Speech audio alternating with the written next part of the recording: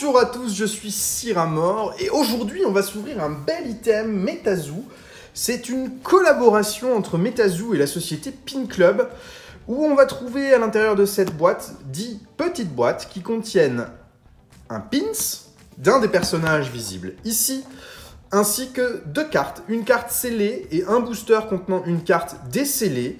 Et on peut trouver la totalité des personnages qui sont ici. Il me semble qu'il y en a 15 dans cette série, plus des cartes ici où on voit un petit point d'interrogation, qui sont des alternatives. On a ici Headless Horseman, Mossman, Wendigo et je sais plus son nom là, Tinkerbell quelque chose. On a ces 4 personnages-là qu'on peut avoir dans une version alternative. On est ici sur la 2e vague de ce produit. C'est un peu comme une seconde édition. Et ces produits ne sont pas très chers, étonnamment. J'ai acheté cette display pour 37 $ aux États-Unis. Alors, 37 $ auxquels il faut ajouter les frais de port et les frais de douane, ce qui fait que le produit revient en tout et pour tout à 75 €. Et ça reste acceptable hein, pour avoir 10 Mystery Collection Boxes de cette série. Ça fait 7,50 € la boîte. Moi, ça me va. Je trouve que c'est acceptable. Je viens de défoncer la caméra, comme d'habitude. J'en suis absolument navré. Donc, évidemment, ce qu'on va chercher là-dedans, eh ben, ça va être des cartes holographiques dans un premier temps, mais également les alternatives qu'on aimerait beaucoup sortir de cette série. Cependant, les alternatives, eh ben, c'est un peu comme sur Pokémon, dans le sens où c'est pas facile de les sortir. Donc, on a nos 10 boîtes. On va découvrir ça tranquillement. Et on espère avoir un petit coup de bol. Regardez comme c'est joli avec ce logo de Nightfall sur les boîtes. C'est vraiment magnifique. Hein. Nightfall, c'est la 2e série sortie après Cryptid Nation. Cryptid Nation n'a pas eu de série Pins Club. Il y a eu des pins produits, mais qui n'étaient pas du tout sur ce format-là. Il n'y avait pas de cartes, il n'y avait que les pins. Et Nightfall est la première série sur laquelle il y a eu les pins accompagnés de cartes. Donc voilà, là on trouve un petit peu ce qu'on a avec les probabilités de les obtenir. Une chance sur 80 d'avoir une alternative, c'est faible, mais on va avoir 20 cartes en tout ici, donc c'est très cool. Il faut juste que je prenne une petite paire de cisailles ou un couteau. Que voici le petit temps mort qui va bien. Zip là. Alors, première boîte. On va découvrir du coup directement la promo scellée qui sera visible. Elle est dans quel sens? Dans l'autre. Hop. Le pin c'est ici, le booster est là, et nous avons en première promo Poltergeist, qui est une carte commune, hein, c'est une silver bronze rare, donc c'est la rareté la plus faible, c'est l'équivalent d'une commune. On va ouvrir les pins également, par curiosité, voir si on peut avoir un pins alternatif. Je sais plus si on a forcément le pins qui correspond à la carte, il semblerait que oui. Le pins correspond à la carte qu'on a. Mais ce que je ne maîtrise pas, c'est si le pins peut être une version alternative de la carte quand on tombe sur une rare ou pas. Et dans le booster, par contre, on a une carte aléatoire de ce set. On n'a pas forcément la même. Ça peut être absolument n'importe laquelle. Et ici, on a Feu Follet. Donc les cartes sont un petit peu courbées dans les boosters. Elles sont pas très bien conservées, mais ça semble être assez normal. Donc voilà, une première carte. Elles sont bien notées en First Edition, mais la 2e version de ces pins apporte des alternatives différentes. Donc voilà notre première boîte. Pas de carte holographique, que des communes, un pin standard. C'est pas le genre de boîte qu'on espère avoir si tu veux. Mais on peut pas avoir que des boîtes exceptionnelles à l'intérieur de ça, donc c'est comme ça. Hop, on sort le petit pins et on va découvrir notre carte scellée. Qui restera scellée parce qu'elles ont plus de valeur quand elles sont dans leur petit emballage plastique. Nous avons ici... Ah!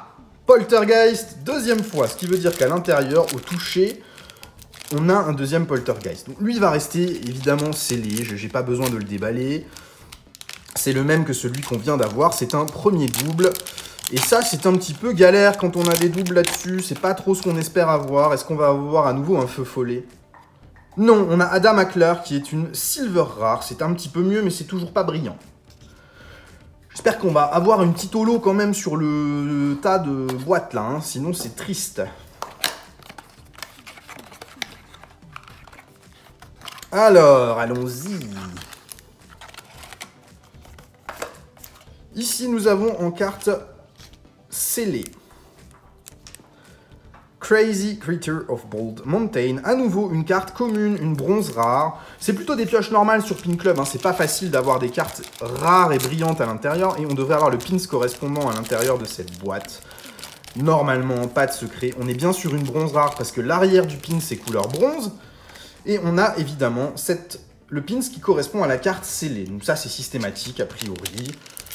Je ne savais plus, mais vu ce qu'on vient d'avoir sur les 3 premières boîtes, je doute que ce soit un heureux hasard ou un malheureux hasard. C'est comme ça, et puis c'est tout. Carte du booster. Ah là là, ami Cuck. Toujours pas de brillante, on est à 3 boîtes d'ouvertes, et pour l'instant, c'est chou blanc.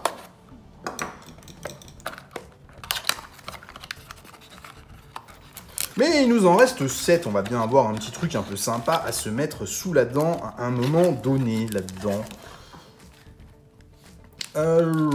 Carte scellée, nous avons Ami Cuck, le voilà, dans sa version scellée. Donc c'est effectivement exactement la même que celle du booster. Hein. La seule différence, c'est qu'il y a l'emballage plastique qui vient en complément. Donc pas ouf. Nouveau pins du coup de Ami Cuck, que voici. Que nous n'avions pas eu encore dans cette boîte, hein, donc c'est toujours un pin supplémentaire. Et allons-y avec la carte scellée, dans laquelle on peut également avoir une alternative. Les alternatives ne sont pas forcément que scellées. Par contre, les alternatives peuvent aussi apparaître sur les pins.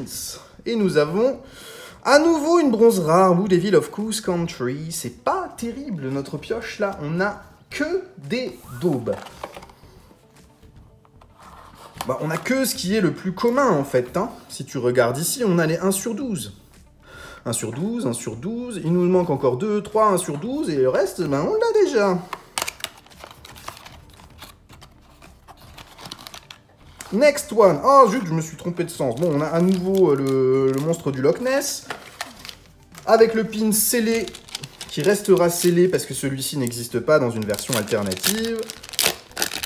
Et est-ce qu'on va enfin sortir une petite holo d'un booster? Non, c'est le feu follet encore une fois, en version classique, non scellée. Bon, pour l'instant, c'est une boîte un peu merdique. Mais dans la réalité des faits, une alternative sur une boîte serait déjà absolument hallucinant. Et moi, il y a une carte que j'aime beaucoup, c'est Ingrid Cole, qui ressemble à Giovanni dans Pokémon, que j'aimerais beaucoup sortir. Scellé, nous avons Kinderhook Blob, qu'on n'a pas eu. Donc c'est une nouvelle carte en scellé, pourquoi pas. Et ça veut dire qu'on va avoir le pins correspondant et on va pouvoir observer la différence de rareté sur les pins. Les autres, je prends le premier qui vient, avaient un dos en bronze et vous allez voir que celui-ci va avoir un dos argenté. Pour justifier de la rareté des pins, c'est le dos des pins qui fait ça. Voilà, on voit bien la différence. On a ici du bronze, ici de l'argenté et on a bien notre Kinderhook Blob. Notre carte scellée maintenant. Si on touche pas une holo sur la boîte, je vais être tellement déçu. Toujours pas. Bon, c'est du silver rare, c'est déjà mieux, hein. The Red Ghost. Les bronzes rares, on commence à avoir fait le tour. Et j'ai déjà quelques cartes de cette série, donc...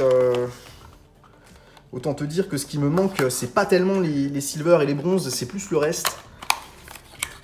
Donc pour l'instant, c'est plutôt des doublons que j'obtiens. Alors, carte scellée, nous avons... Ah bah, The Red Ghost, avec le pins qui va avec, ça nous fait un nouveau pins. Et les pins argentés, c'est déjà pas mal en termes de rareté, c'est toujours mieux que ce qu'on a eu jusque-là. C'est notre deuxième pins en silver, qui est d'ailleurs, lui, très joli en pins. Ils sont bien foutus, ces pins, hein. C'est très qualitatif. En main, c'est très bien, c'est des beaux produits. Et nous avons en carte scellée, encore un doublon. On a trop de doublons. Il nous reste 3 boîtes. Est-ce qu'on va sortir une petite holo quand même? La probabilité des holos est pas bonne, hein, dessus. Les cartes brillantes, elles sont là, c'est les sur 80. C'est 3 sur 80. Ce qui veut dire que la probabilité d'en avoir une sur une boîte est pas bonne. Une boîte, c'est 20 chances d'avoir une carte, et 3 sur 80, c'est pas égal à 20 du tout. Donc pour le moment, on n'a pas la chance de notre côté. Nous avons ici The Red Ghost, qu'on vient d'avoir littéralement à l'instant, que nous mettons de côté. Je n'ouvre pas les doublons de pins, je les laisse scellés. Notre petite carte dans le Boosters. Adam Hackler, à nouveau. On l'a eu tout à l'heure. On a pas mal de silver rares, ça c'est pas mal, mais on n'a pas une seule gold rare. Et les gold rares sont holographiques. Et parmi les gold rares, on peut avoir les alternatives qui sont encore plus rares. Scellé. Oh, Headless Horseman. Ça, c'est très très cool. C'est la version standard de Headless Horseman. C'est pas la version alternative. Mais c'est une gold rare holographique. Et ça, c'est très très bien. Numéro 3 sur 15. On en a eu une. Enfin. Ce qui veut dire qu'on a le pins en gold rare qu'on va déballer. Et l'arrière du pins va être gold. Ça, c'est un très très joli hit. Très très joli. Regardez l'arrière du pins. En doré, comparé au bronze et au silver, on voit bien la rareté du pins ici, mise en valeur par sa couleur. Et ce pins est absolument joli. Headless Horseman. Très très cool, très très très cool. Content de celui-là. Et on a le petit booster encore qui pourrait potentiellement nous apporter une autre holographique. C'est possible. Mais non. Flying Manta Ray, que celle-ci, je l'ai déjà dans ma collection. Et il nous reste une dernière boîte. Bon, déjà, on a eu une holo. On a vaincu les probabilités. On a eu de la chance d'avoir une holographique. C'est pas une alternative, mais c'est déjà très très bien d'en avoir eu une. Alors, le petit pins, la petite carte. On terminera en carte scellée sur... Oh, Ticketler dans sa version alternative. Et ça, c'est bon. Parce que Gis, avec qui j'ouvre des tas de choses, m'a dit il me manque un putain de pins sur Pin Club. Et ce pin, c'est le Ticketler alternatif pour finir mon Master Set. Si jamais tu l'as, il faut absolument qu'on trouve un échange. Ce qui veut dire que ce petit sachet contient Ticketler alternatif. Et une alternative, c'est une chance incroyable. Là, on a une pioche de Barjo. Hein. Une holo plus une alternative. C'est juste hallucinant sur une boîte Pins Club. C'est une très très bonne pioche. Et surtout que notre holo et notre alternative sont scellés. Et nous avons derrière... Oh, Wendigo, mais quelle boîte! En version standard, c'est incroyable. Là. Autant le début de la boîte était mais nul à chier, que là... là, c'est un truc de fou. Donc, par contre, le petit pins de Ticketler, il va rester scellé. Parce que je ne sais pas si Gis le veut en scellé ou en ouvert. Donc je vais lui demander avant de le déballer. Mais regardez bien ce qu'on a eu là. C'est une pioche de Maboule, le Wendigo dans sa version standard, Headless Horseman dans sa version normale. Et on voit ici le petit 4A sur 4 pour spécifier qu'il s'agit d'une version alternative de ce Ticketler. Et regardez les probabilités. Les holos, c'est 3 sur 80, mais le Ticketler, là, 1 sur 80. Ça veut dire qu'une alternative, il y en a une toutes les 4 boîtes. Et une toutes les 8 boîtes dans sa version scellée avec le pins. Donc on a assez peu de probabilité d'avoir cette putain de carte et de ce putain de pins. Ce qui fait que je suis absolument ravi de les avoir eus. Et cette boîte s'est transformée d'une catastrophe en une boîte exceptionnelle en très peu de temps. C'était magnifique. En tout cas, merci à tous d'avoir suivi cette vidéo. On va continuer d'ouvrir du Metazoo parce que bordel c'est bien. Et j'espère bientôt pouvoir commander la nouvelle série qui s'appelle Séance, que j'ai toujours pas déballée, pour l'ouvrir avec vous. Merci d'avoir suivi cette vidéo, très bonne journée, au revoir!